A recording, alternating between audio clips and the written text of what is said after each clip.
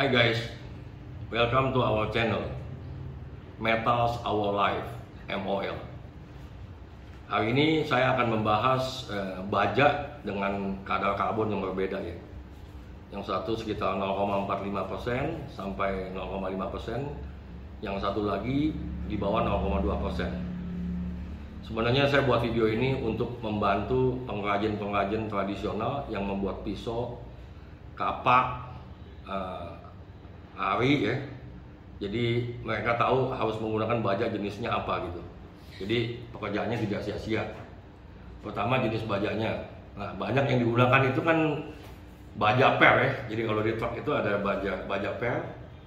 Bilangnya apa? Jadi per daun ya, per daun itu. Nah, itu banyak digunakan untuk bikin pisau, golok, di mana digunakan sehari-hari untuk di ladang ya. Di hutan, di ladang untuk kawan-kawan kita yang peralatannya sangat sederhana ya gitu ya. Dan yang kedua, saya akan juga membahas bagaimana cara hardening atau sepuh ya. Jadi dalam bahasa Kamus Besar Bahasa Indonesia, sepuh itu adalah mengeraskan baja gitu ya, dengan cara dicelup ke air, ya, dinaikkan temperaturnya terus dicelupkan ke air gitu. Nah, saya akan bahas jenis bagaimana mencelupkan baja yang benar agar baja itu tidak bengkok atau pecah atau retak. Nanti bisa dilihat videonya. Sengaja kami menggunakan spektrometer menguji dua macam baja yang berbeda. Yang pertama, karbonnya cukup rendah, yaitu di bawah 0,2%. Kemudian yang satu lagi, karbonnya di atas 0,4%. Untuk menunjukkan bagaimana efek karbon terhadap kemampuan harden, apa bisa di harden atau tidak.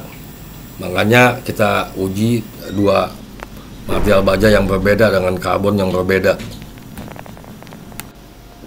Dari hasil spektro itu kita dapatkan yang pertama karbonnya 0,16, kemudian yang kedua itu 0,45%. Dan kemudian kita langsung melakukan percobaan hardening ya. Sengaja dalam hal ini kami menggunakan air sebagai quenching medium agar mendapatkan pendinginan yang sempurna, yang maksimal, yaitu sebesar 800 Kelvin per detik. Jadi dari hasil quenching itu kita akan melakukan pengujian kekerasan untuk yang karbonnya rendah maupun karbonnya yang tinggi 0,45 agar kita tahu seberapa jauh efek daripada karbon terhadap kekerasan. Seperti kawan-kawan bisa lihat, baja dengan kadar karbon 0,16 itu awalnya 217 Hb Brinell. Setelah di harden hanya 250 Hb, jadi naiknya tidak signifikan. Sedangkan baja dengan kadar karbon 0,45 sebelumnya 315 Hb, setelah di harden menjadi 540 Hb. Jadi jelas kesimpulannya, untuk bisa di harden itu karbonnya harus di atas 0,25%. Ini saya tunjukkan ke kawan-kawan pandai besi sebagai bukti. Jadi masalah pemilihan material sudah baku ya. Kadar karbonnya minimal harus 0,25%. Terus baja per itu yang IC standar Amerika 5160, kadar karbonnya 0,56 sampai dengan 0,64 itu juga bisa di harden, nggak ada masalah. Saya ada kabar baik buat teman-teman pandai besi, yaitu beton baja yang ada di Indonesia tuh kadar karbonnya 0,35.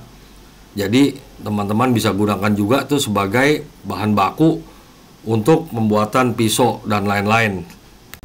Nah, diagram ini yang menentukan, ini filosofinya daripada sepuh atau hardening ya.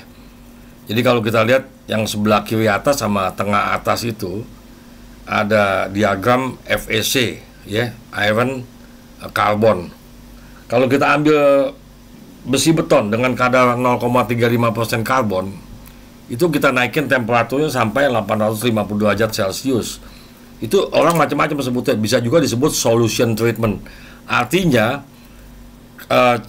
atom karbon itu dilarutkan ke dalam atom besi, jadi solution dilarutkan, solution treatment. Nah, bisa juga kita sebut sebagai austenizing, karena waktu dinaikin di temperatur 850 derajat Celcius, itu fasenya berubah jadi austenite. Jadi tidak nempel magnet ya, austenite. Jadi struktur kristalnya FCC, Phase Center Cubic. Terus ada lagi orang menyebut sebagai normalizing. Jadi dianggap strukturnya tidak normal, dibikin normalize. Jadi normalizing sebutnya. Dan atom karbon yang larut di atom besi itu minimal jumlahnya harus 0,25% untuk mendapatkan efek. Jadi kalau kawan-kawan lihat ke 0,1, 0,15 agak ke kiri, itu kita harden tidak akan tercapai gitu.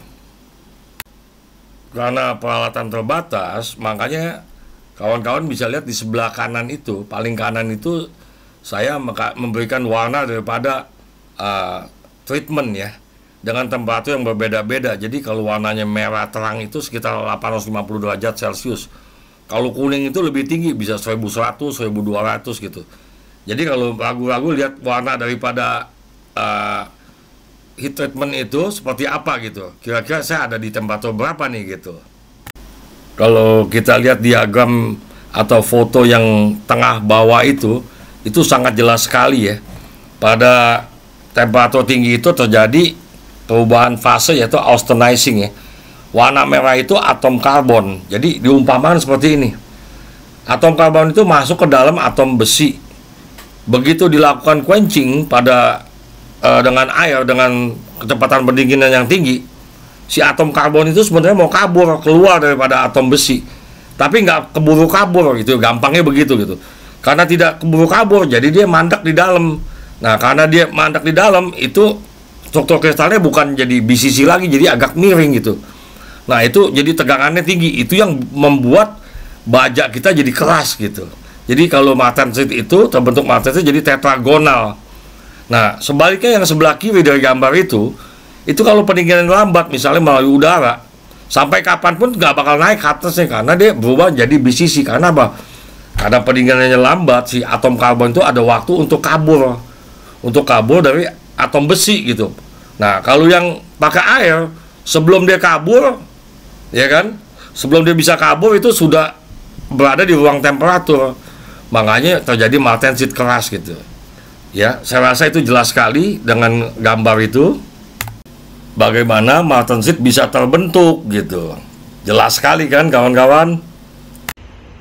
Nah, ini cara sepuh atau hardening ya, celup ke air atau oli yang benar ya.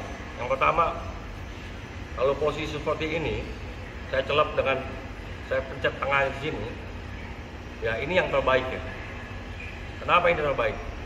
Karena jarak dari sini dan sini lebih pendek daripada dari sini ke sini ya. Sehingga perbedaan temperatur antara di sini dan sini tidak terlalu signifikan. Ya. Jadi yang bagus adalah di cat tengahnya dicelup seperti ini posisinya. Ya. Nah, kalau posisi seperti ini tidak baik. Karena apa? Waktu dia turun di sini udah dingin, di sini masih panas. Sehingga ada perbedaan temperatur. Itu yang menyebabkan barang jadi bengkok. Karena barang itu bengkok atau retak itu karena kekuatan tarik ya. Jadi dalam dunia itu ada aksi, ada reaksi. Aksi itu adalah waktu dia lakukan pendinginan terjadi penyusutan. Nah, reaksinya yaitu tarik. Kebalikannya gitu. Jadi kalau ada penyusutan pasti ada pembuaian tarik. Nah, waktu ditarik ini kalau materi tidak kuat, bengkok atau patah, pecah gitu, yang seperti terjadi di pengrajin-pengrajin tradisional gitu ya. Nah, ini juga tidak baik. Waktu kita celup, di sininya sudah dingin, di atasnya masih panas gitu. Dan ini juga tidak baik. Jadi yang benar adalah posisi yang benar seperti ini. Jadi kalau di sini sudah dingin, di atas masih panas, antara di sini dan bagian atasnya ini perbedaan temperaturnya sangat besar gitu. Dan itu juga tidak baik. Nah, perbedaan temperatur itulah yang menimbulkan reaksi tenaga tarik ya, atau uji tarik, kekuatan tarik ya. Itu yang menyebabkan barang jadi bengkok atau patah ya. Teori aksi reaksi ini sudah dicetuskan oleh Newton beberapa ratus tahun yang lalu, terkenal sebagai rumus hukum Newton ketiga. Jadi Anda bisa lihat di gambar itu ada meja, ada buku ya. Jadi meja itu dikasih aksi dari berat daripada buku. Dan meja itu ngelawan, meja itu kasih lagi reaksi nahan si buku gitu. Jadi intinya seperti ini, kalau meja itu tidak kuat menahan berat buku, maka meja itu jebol, pecah, patah gitu, terbelah gitu. Jadi selama dia masih bisa nahan, aksi dan reaksinya seimbang, meja itu tidak jebol gitu, kuat menahan berat daripada si buku. Jadi hukum ketiga Newton ini sudah dicetuskan beberapa ratus tahun yang lalu ya.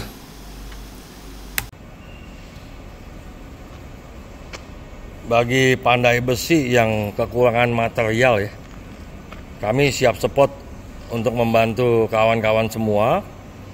Kami banyak sisa-sisa material yang bisa di-harden semua, yaitu mulai dari S50C dengan kadar karbon 0,5%, sampai dengan IC 4140.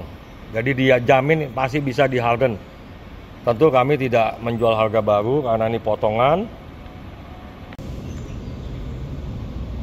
Kami hanya sekedar mau bantu aja agar kawan-kawan tidak kekurangan bahan, jadi tidak hanya mengandalkan teardown mobil ya, bisa juga menggunakan bahan dari kami gitu, dan harga pasti kasih harga murah. Terima kasih. Semoga apa yang saya sampaikan ini bermanfaat agar kawan-kawan kita ini kerja tidak sia-sia, sudah capek-capek kerja, hasilnya tidak baik gitu. Semoga informasi ini bermanfaat bagi teman-teman pengrajin. Kalau Anda suka video ini, jangan lupa like, subscribe, share, dan komen. Terima kasih banyak.